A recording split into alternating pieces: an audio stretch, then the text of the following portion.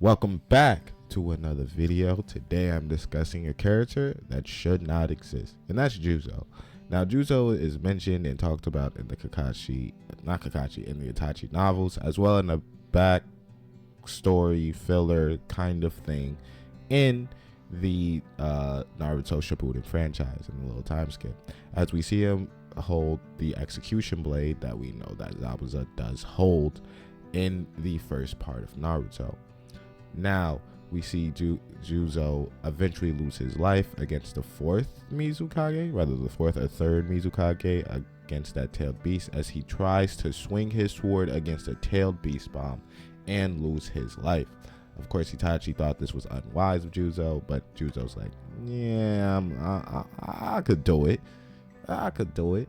Again, Juzo should have been incredibly strong. The Akatsuki only really recruits Kage level fighters, so Juzo was a Kage level fighter, just not up to the standard of a four tails cloaked Mizukage.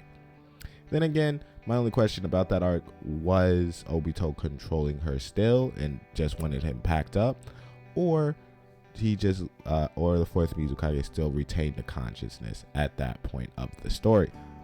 Again, this is all in rather the novels and or the backstory filler. The thing is about Juzo, he's never really mentioned timeline wise. For example, when doing the research for this video, Juzo is the predecessor to Zabuza. So the story that we see, the backstory that we see with Itachi and him, takes place before the events of the first part of Naruto. That makes no sense, as the first part of Naruto, Itachi is the same age as we see in the virgin of the first part of Naruto. So that could really space out, as well as Kisame and Zabuza knew each other. They were part of the same class of the 7 ninja swordsmen. Now, if you want to go a little bit earlier, a little bit before, Juzo does make mention of Might Die, as Might Die takes out 4 of the 7 ninja swordsmen during Juzo's time in the group, where he has to save his son and his friends from their impending doom of running into the 7 ninja swordsmen. Might Die does the whole 8th gate. But the timeline for at least me just don't match up. And again, he's incredibly strong. It just don't make sense. It's supposed to take events before first part of Naruto, so we have to assume Itachi is way younger, or Itachi just joined the Akatsuki, as of course this is his first partner.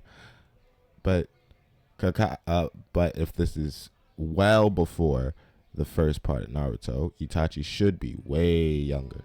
As well, Itachi is 6, so Itachi does give off that look that he looks older than he is. Like, I think Itachi and Kakashi are around the same ages. But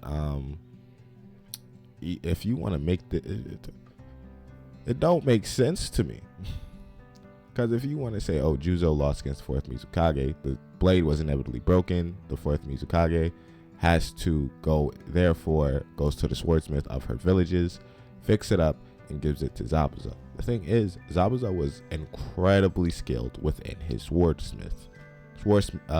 ability, as well as Kisame being incredibly powerful with his sword. And I don't know about you, but as mentioned, a part of Naruto, at least when you talk about that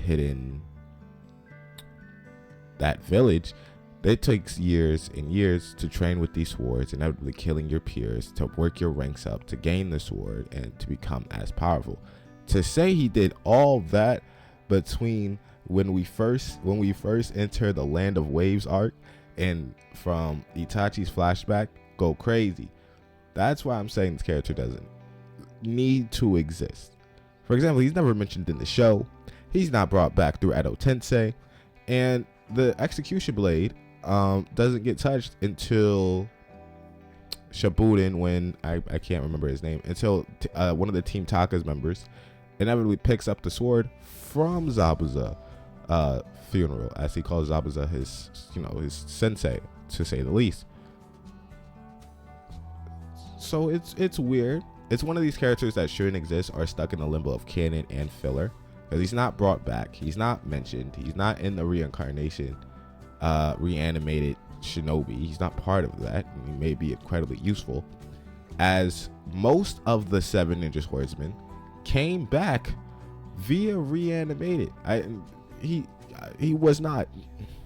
Anyway, so help me out with this confusion. I just want to talk about the character that shouldn't exist, Juzo. He was incredibly powerful. You can't really scale him feats wise, power wise, because he went up against a tailed beast and tried to swing a sword at a tailed beast bomb. Was never going to work out well for him. Of course, he could have been the weakest of the Akatsuki, or at least that version of the Akatsuki. Anyway, like, subscribe. Where would y'all rank him? I don't know if there's other feats. I don't know if they went into more depth within his filler, but let me know. And I'll see you later.